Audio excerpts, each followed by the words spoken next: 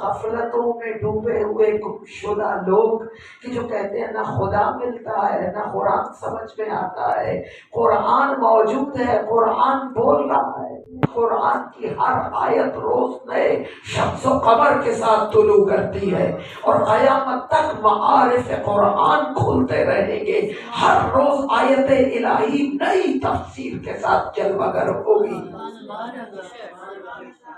یہ وہ نور الہی ہے۔ آپ کتاب کو فقط کتاب خوانی سمجھتے ہیں کہ صرف کتاب خوانی کرنی ہے، یعنی صرف زبان سے اچھے لہن سے قرآن پڑھ لیا یا اچھا قرآن سن لیا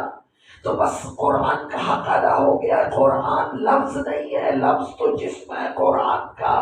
اس کی روح وہ نور الہی ہے جو اہل بیت ہے،